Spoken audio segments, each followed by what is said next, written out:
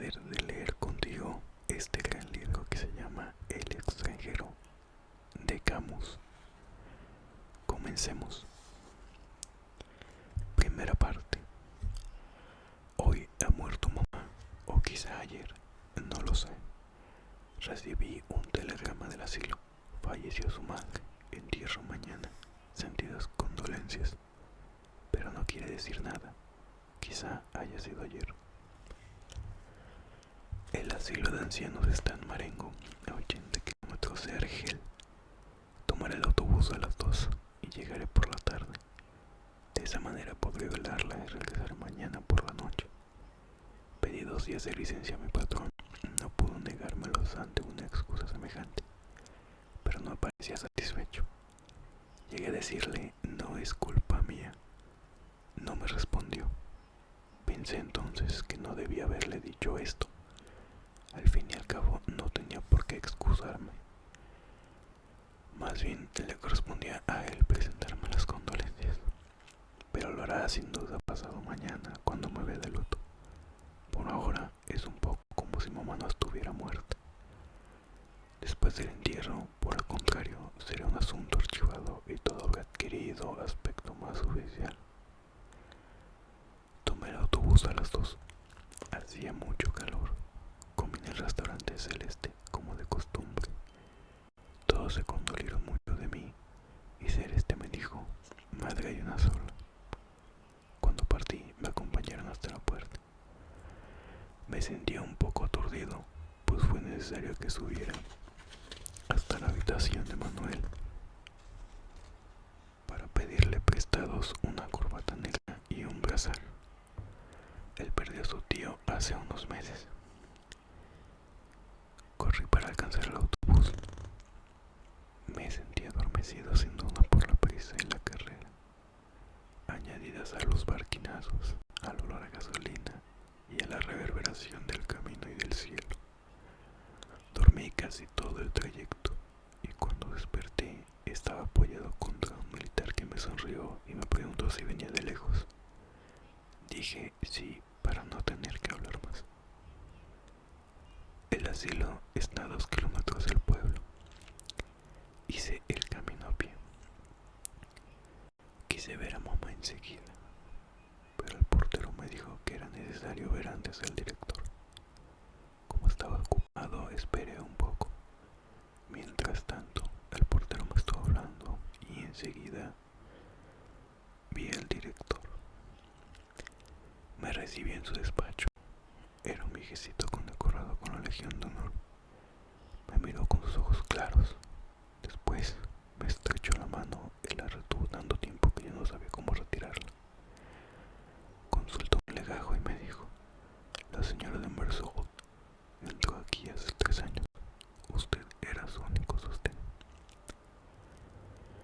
Creí me reprochaba alguna cosa y empecé a darle explicaciones, pero me interrumpió.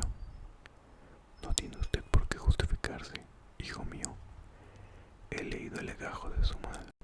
Usted no podía suponer a sus necesidades. Ella necesitaba una enfermera. Su salario es modesto y al fin de cuentas era más feliz aquí. Dije, sí, señor director. Él agregó, ¿estaba usted aquí? Tenía amigos, personas de su edad. Podía compartir recuerdos de otros tiempos. Usted es joven y ella debía de aburrirse con usted. Era verdad. Cuando mamá estaba en casa pasaba el tiempo en silencio, siguiéndome con la mirada. Durante los primeros días que estuve en el asilo, lloraba a menudo, pero era por la fuerza de la costumbre. Al cabo de unos meses, habría llorado si se lo hubiera retirado del asilo, siempre por la fuerza de la costumbre. Un poco por eso, en el último año casi no fue a verla. También porque me quitaba el domingo, sin contar el esfuerzo de ir hasta el autobús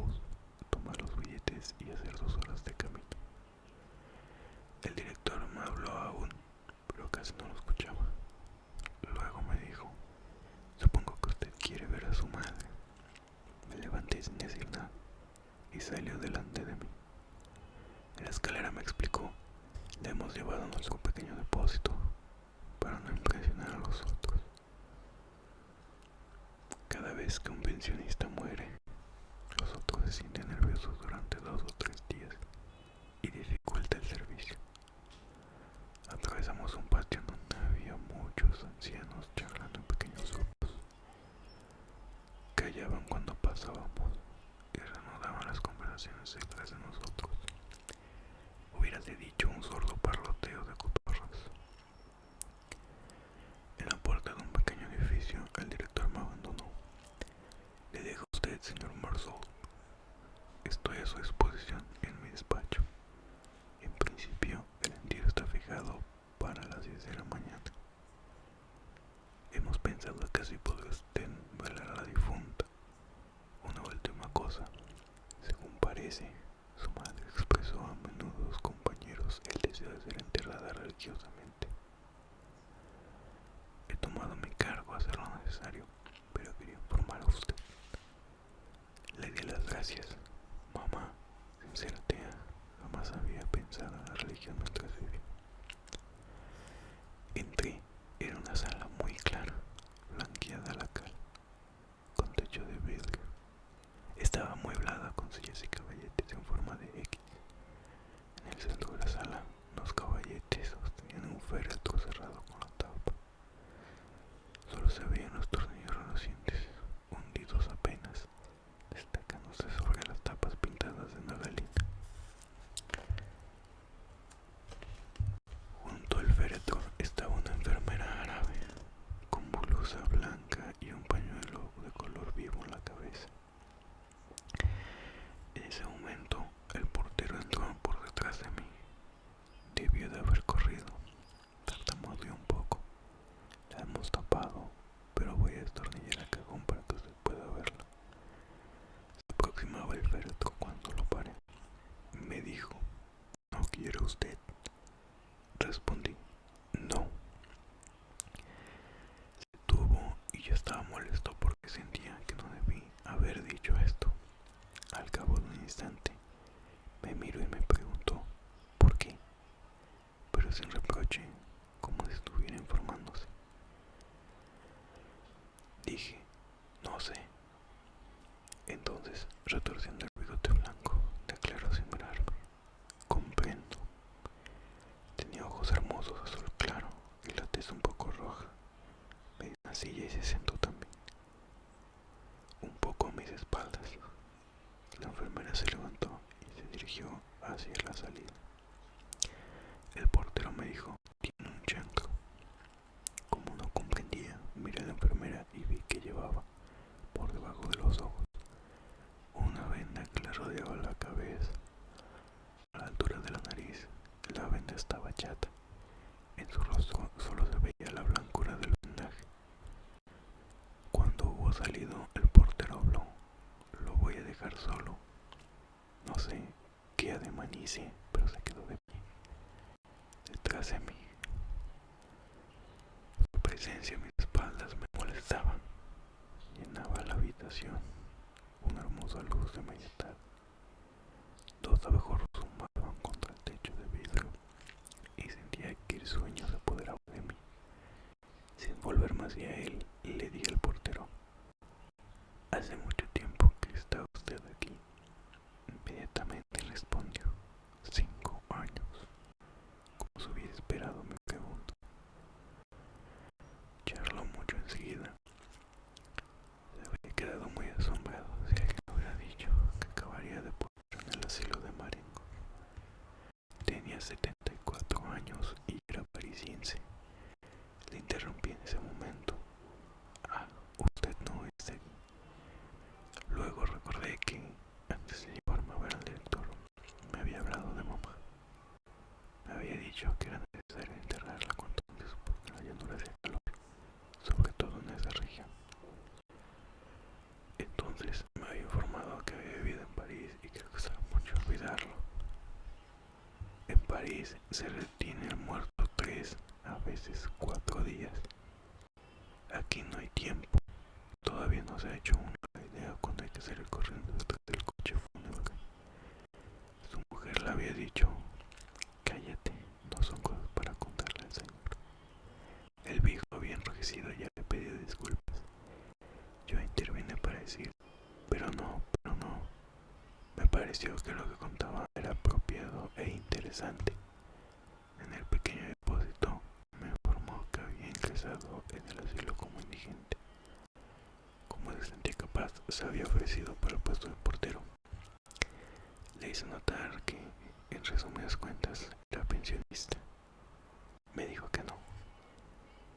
Ya me había llamado la atención la manera que tenía de decir ellos, los otros y más raramente los viejos al hablar de los pensionistas, algunos de los cuales no tenían más edad que él.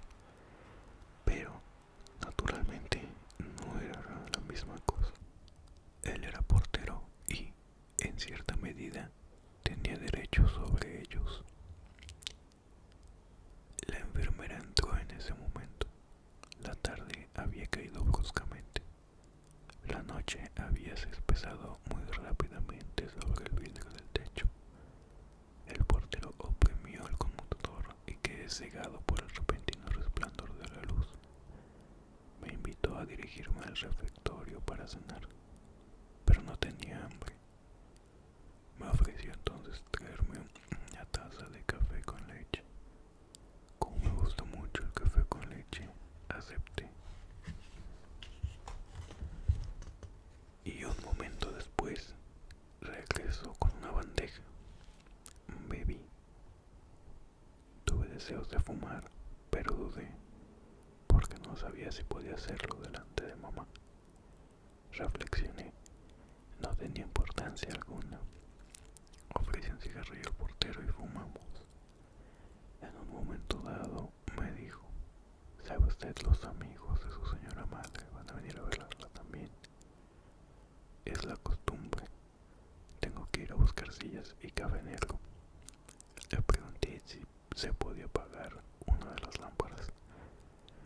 El resplandor de la luz contra las paredes blancas me fatigaba. Me dijo que no era posible. La instalación estaba hecha así, o todo o nada. Después no le presté mucha atención. Salió, volvió, dispuso las sillas. Sobre una de ellas apiló tazas en torno de una cafetera. Luego se sentó enfrente de mí, del otro lado de mamá. También estaba la enfermera en el fondo, vuelta de espalda. Yo no veía lo que hacía, pero por el movimiento de los gaseos me pareció que tejía. La temperatura era agradable. El café me había recalentado y por la puerta abierta entraba el aroma de la noche y de las flores. Creo que dormité un poco. Me despertó un roce. Como había tenido los ojos cerrados, la habitación me pareció aún más deslumbrante de blancura. Delante de mí no había ni la más mínima sombra, y cada objeto, cada ángulo, todas las curvas se dibujaban con una pureza que hería los ojos. En ese momento entraron los amigos de mamá. Eran una decena en total y se deslizaban en silencio en medio de aquella luz enceguedora. Se sentaron sin que cogiera una silla. Los veía como no he visto a nadie jamás, y ni un detalle de los rostros o de los trajes se me escapaba. Sin embargo, no los olí y me costaba creer en su realidad. Casi todas las mujeres llevaban delantal y el cordón que les ceñía la cintura hacía resaltar aún más sus abultados vientres. Nunca había notado hasta qué punto podían tener vientre las mujeres ancianas. Casi todos los hombres eran flaquísimos y llevaban bastón. Me llamaba la atención no ver los ojos en los rostros, sino solamente un resplandor sin brillo en medio de un nido de arrugas. Cuando se hubieron sentado, casi todos me miraron e inclinaron la cabeza con modestia, los labios sumidos en la boca destentados, sin que pudiera saber si me saludaban o si se trataba de un tic. Creo más bien que me saludaban.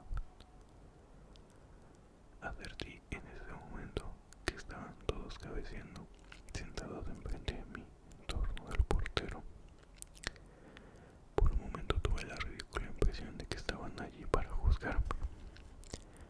Poco después, una de las mujeres se echó a llorar. Estaba en segunda fila, oculta por una de sus compañeras, y no la veía bien.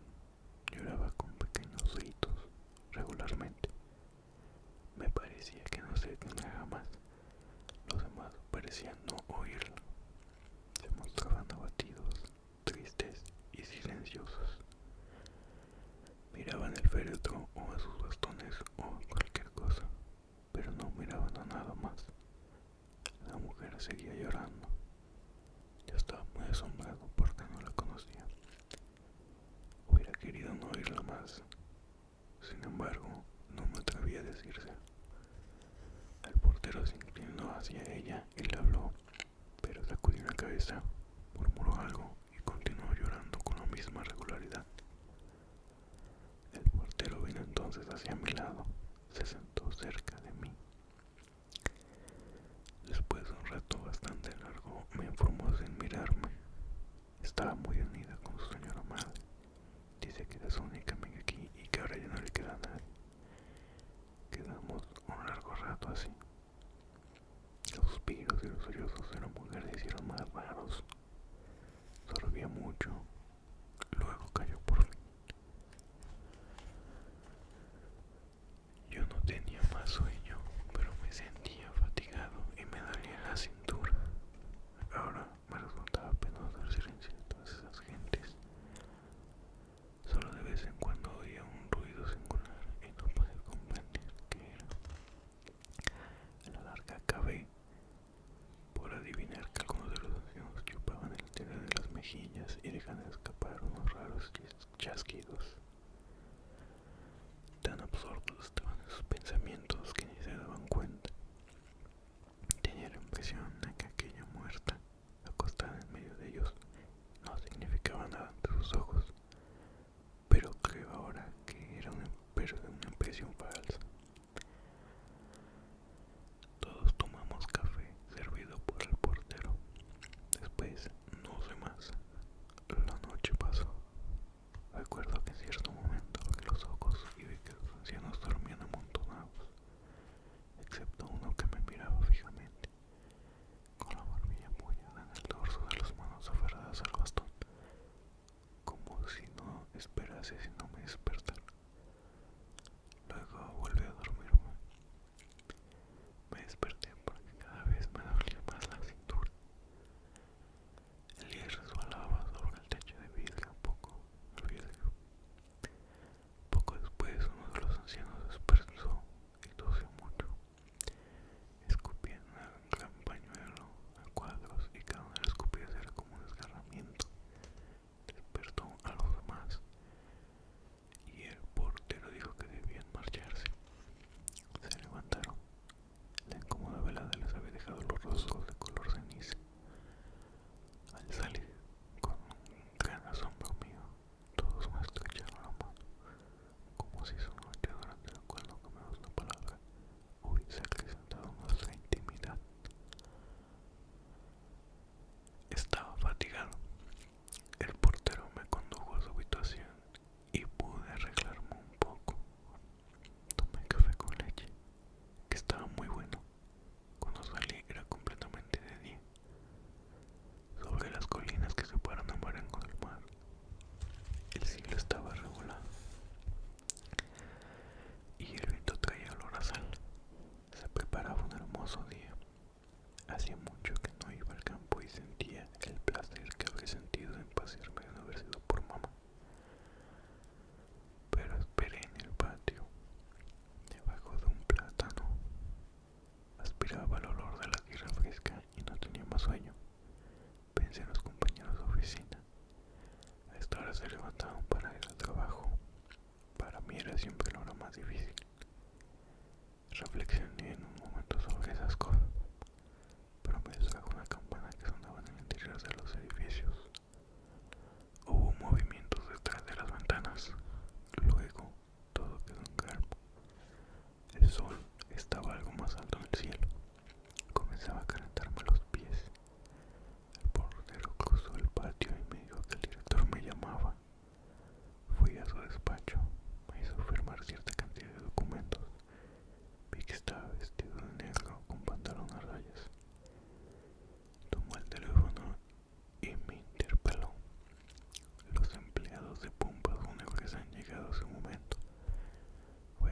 antes que vengan a cerrar el féretro, ¿quiere usted ver antes a su madre por última vez? Dije que no. Ordenó por teléfono bajando lomos. Fui Jack. Diga usted a los hombres que pueden ir. Enseguida me dijo que asistiría al entierro y le di las gracias. Se sentó ante el escritorio y cruzó las pequeñas piernas. Me advirtió que yo y él estaríamos solos con la enfermera de servicio. En principio los pensionistas no debían asistir a los entierros. Eso no les permitía verla. Es cuestión de humanidad, señaló. Pero en este caso había autorizado a seguir el cortejo a un viejo amigo de mamá, Tomás Pérez. Aquí el director sonrió. Me dijo: comprende usted, es un sentimiento un poco pueril, pero él y su madre casi no se separaban. De decirlo, les hacían bromas. Le decían a Pérez, es su novia. Pérez reía, que ya les complacía. La muerte de la señora de Montholt le afectaba mucho. Creí que no debía de negarle la autorización, pero le pude velarla ayer por consejo del médico visitador. Quedamos silenciosos bastante tiempo. El director se levantó y miró por la ventana del despacho. Después de un momento observó: ahí está el cura de Marengo, vine antes de la hora. Me advirtió que llevaría 3/4 de hora de marcha, por lo menos llegar a la iglesia, que se halla en el pueblo mismo. Bajamos. Delante del edificio estaban el cura y 2 monaguillos. Uno de estos tenía el incensario, y el sacerdote se inclinaba hacia él para regular el largo de la cadena de plata. Cuando llegamos,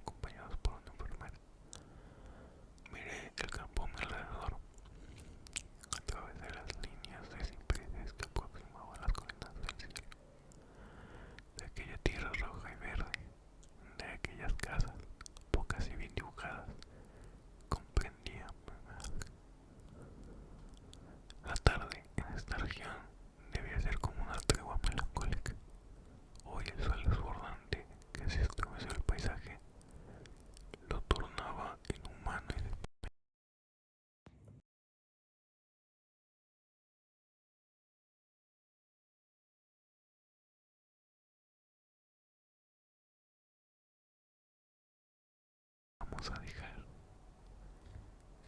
Espero que este video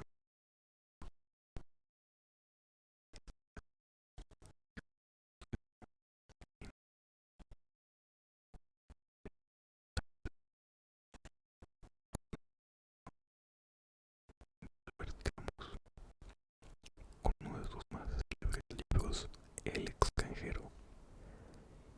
Ya sabes que me puedes dar like, compartir y suscribirte para ver más de mis próximos